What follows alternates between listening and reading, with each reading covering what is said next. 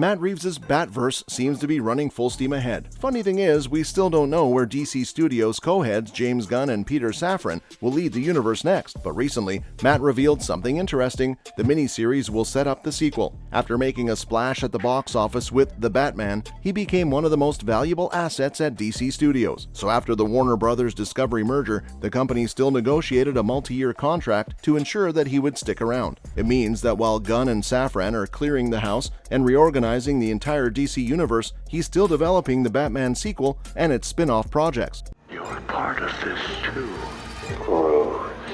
The Riddler seems to know secrets about Batman that even Bruce didn't know.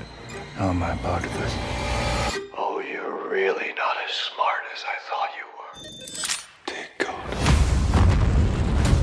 One of these spin-off projects is a series focused on the Penguin, who's one of Batman's most iconic villains. He's only played a supporting role in The Batman as the right-hand man of mobster Carmine Falcone, but Colin Farrell will play him, most likely to take over Gotham after Falcone's demise. So the series is not only confirmed, despite the massive DCU overall.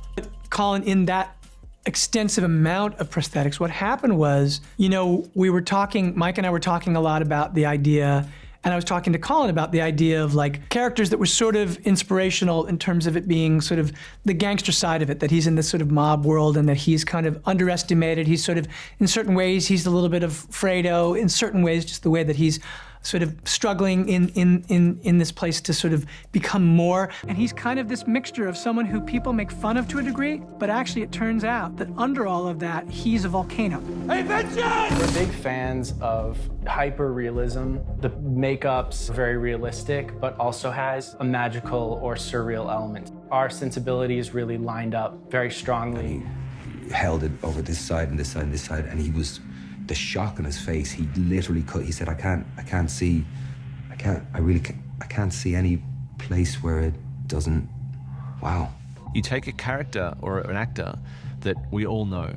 We know the shape of Colin Farrell's face. We know how his performances are. But it's also going into production this year. Previously, Colin Farrell sounded very excited when he spoke about the script and series. He said he read the first episode, which was just so tasty and so unusual as the character was on the page. Also, the Penguin might not be the only project he's currently developing. He said there are some things he has planned and is quite excited about them. Last year, he was reportedly developing a series focused on Arkham Asylum and the Gotham City Police Department. Now, all this information leads us to an important question. Will the Penguin show be mandatory to understand the Batman sequel? While the idea of a Penguin series is certainly quite exciting, Matt also pointed out how the Batman spin-off will be tightly connected to the theatrical releases. He explained that there's actually a whole little fabric of things he's been wanting to do. The way they're dealing with what to do with the Penguin and how that'll come back into the sequel is all being worked on currently. It sounds like the miniseries really will set the foundations for the Batman sequel. This means that fans who want to fully understand Reeves' Batverse movies will have to watch all the spin-offs too. But that's not bad news. The Batman was so good that we definitely wouldn't mind watching more stories in that version of Gotham City.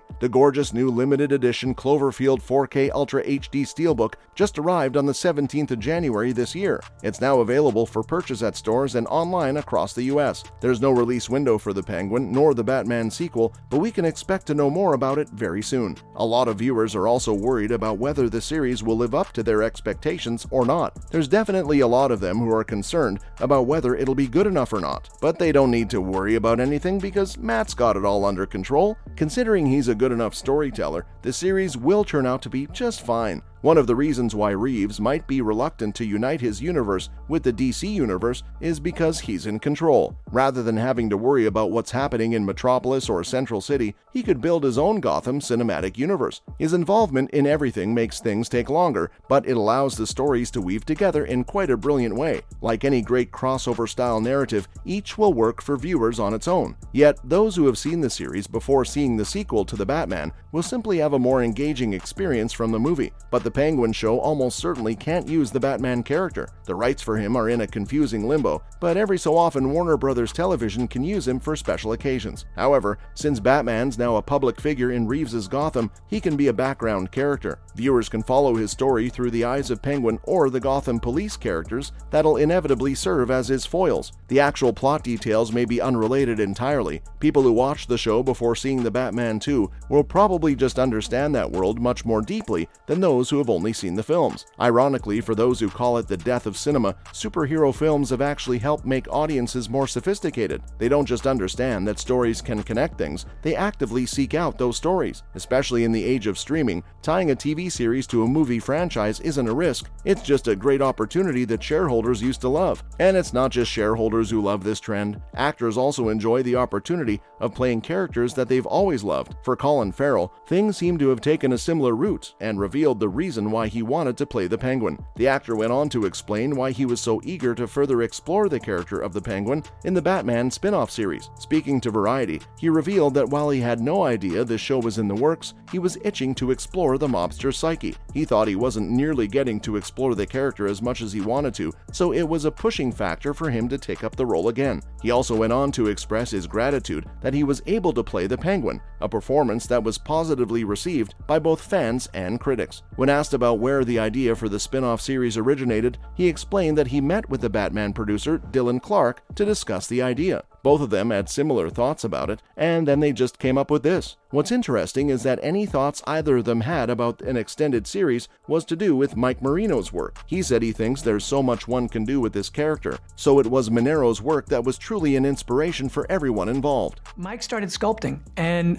we talked about all these references. I talked about Bob Hoskins and all the, this idea of them being like a Warner Brothers kind of gangster character almost in a way, and he came back with the drawing, with the bust that he had sculpted. He's an incredible sculptor. While most of the fans are excited to see him reprise his role in the series, some are skeptics about it too. But also one good thing comes out of all this. The Penguin series is definitely on its way. We still don't have every single detail about the series, but we do know a bunch of things. The spin-off show will begin shooting in February 2023. There's no official release date for it right now, but we think the upcoming The Batman spin-off will arrive by early 2024. The plot will reportedly focus on the titular villain as he seeks to fill the power vacuum left after Carmine Falcone's death in the 2022 film. We also know that the show will be set at least 1 week after this movie's conclusion. Apart from Colin, the series will also include Kristen Milioti as Sophia Falcone, the daughter of the deceased crime boss whom many fans believe is actively looking for revenge. Batman did make mention of Salvatore Maroni, the brutal gangster at the top of Gotham's underworld, so maybe the show will finally put a face to the name.